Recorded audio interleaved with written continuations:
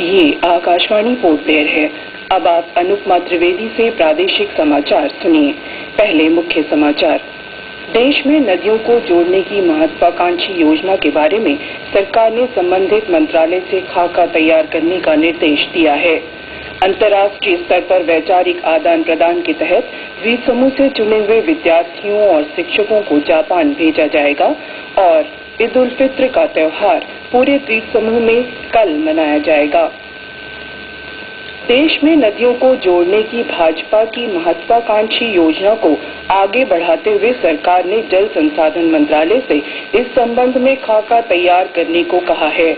उमा भारती के मंत्रालय को लिखे पत्र में पेयजल और स्वच्छता मंत्री नितिन गडकरी की ओर से कहा गया है कि भूजल परियोजना से जल की आपूर्ति हो सकेगी। गौरतलब है कि नदियों को जोड़ने की योजना पूर्व प्रधानमंत्री अटल बिहारी वाजपेयी के समय में सामने आई थी। अंतर्राष्ट्रीय स्तर पर विद्यार्थी और युवा वैचारिक आदान प्रदान कार्यक्रम के अंतर्गत इस वर्ष अक्टूबर-नवंबर में सरकार की ओर से चयनित विद्यार्थियों और शिक्षकों को जापान भेजा जाएगा। इसके लिए द्वीप समूह से 30 विद्यार्थी और 3 शिक्षकों का चयन होगा।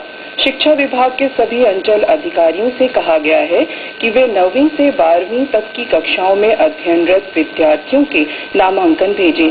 इसमें उन विद्यार्थियों के नाम भेजने चाहिए जो पढ़ाई के साथ साथ खेलों में भी बेहतर प्रदर्शन करते हैं। जो विद्यार्थी पिछले वर्ष इस कार्यक्रम के लिए नामांकित हो चुके हैं, उनके नाम नहीं भेजे जाने चाहिए। नामांकन शिक्षा निदेशालय में 31 जुलाई तक स्वीकार किए जाएंगे।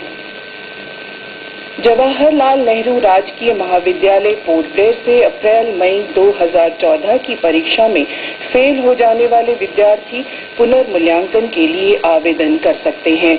महाविद्यालय के प्राचार्य की ओर से जारी विज्ञप्ति में विद्यार्थियों को सुझाव दिया गया है कि वे पुनर्मूल्यांकन के लिए आवेदन के साथ परीक्षा परिणाम की प्रतिलिपि और निर्धारित शुल्क महाविद्यालय के परीक्षा और प्रवेश अनुभाग में जमा करा सकते हैं। केवल 2 प्रश्न पत्रों में ही पुनर्मूल्यांकन का अनुरोध स्वीकार किया जाएगा। ईद उल फित्र का त्योहार पूरे द्वीप समूह में कल मनाया जाएगा। अंडमान निकोबार हिल कमेटी की ओर से जारी विज्ञप्ति के अनुसार आज चांद दिखाई दिया। कल सुबह विभिन्न मस्जिदों में ईद की नमाज अदा की जाएगी।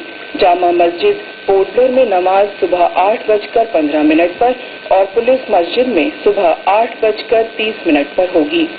मस्जिद अहमद शादीपुर, साउथ पॉइंट मस्जिद और इस्लामिक गाइडेंस सेंटर गोलघर में सुबह 8 बजे ईद की नमाज अदा की जाएगी। मस्जिद अक्सा प्रेमनगर में ईद नमाज सुबह 8:15 पर और मस्जिदुन क्वेरी हिल में 8:20 पर होगी। जुम्मा मस्जिद हुस्नाबाद में सुबह 8:30 पर नमाज अदा होगी।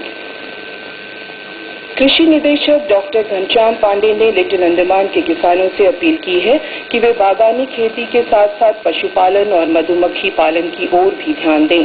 पिछले दिनों लिटिल अंडमान के दौरे के समय उन्होंने विभिन्न इलाकों में किसानों को आधुनिक प्रौद्योगिकी के इस्तेमाल के लिए प्रोत्साहित किया। डॉक्टर पांडे ने किसानों को आश्वासन दिया कि कृषि विभाग उन्हें हर प्रकार की मदद देगा। उन्होंने किसानों से कहा कि वे खेती में रासायनिक उर्वरकों का प्रयोग कम कर जैविक खाद को अपनाएं। अंडमान निकोबार कराटे एसोसिएशन ने क्योकुशिन कराटे के संस्थापक सोसाई मासुतात्सु आयेमा की जयंती मनाई। कल आनंद मार्ग पब्लिक स्कूल जंगली घाट में समारोह आयोजित हुआ। वरिष्ठ अनुदेशक सेंसई अर्जुन दास सहित अन्य कराटे अनुदेशकों और खिलाड़ियों ने सोसाई मासुतात्सु के चित्र पर पुष्पांजलि अर्पित की। कई वक्ताओं ने सोसाई मासुतात्सु के जीवन वृत्त पर प्रकाश डाला।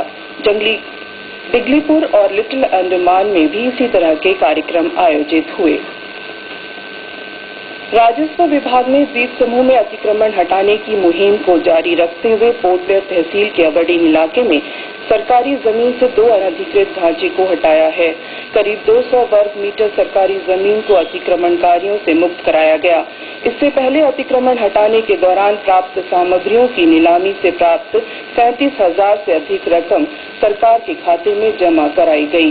प्रशासन ने अतिक्रमणकारियों को चेतावनी दी है कि सरकारी जमीन को खाली नहीं करने पर उनके खिलाफ कानूनी कार्रवाई की जाएगी।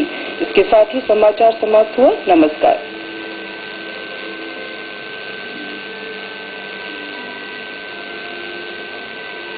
आकाशवाणी खेल समाचार मुकेश कुमार से सुनिए। मुख्य समाचार। ग्लासगो राष्ट्रमंडल खेलों में भारत का आज 1 स्वर्ण और 2 रजत पर कब्जा, 4 कांस्य हाथ से फिसले। जीतू राय ने 50 मीटर पिस्टल स्पर्धा में नए रिकॉर्ड के साथ जीता स्वर्ण। बैडमिंटन की मिक्स टीम स्पर्धा में कड़े संघर्ष के बाद भारत ने कांस्य गंवाया और साउथहैम्पटन क्रिकेट टेस्ट मैच में इंग्लैंड पहली पारी में विशाल स्कोर की ओर अग्रसर।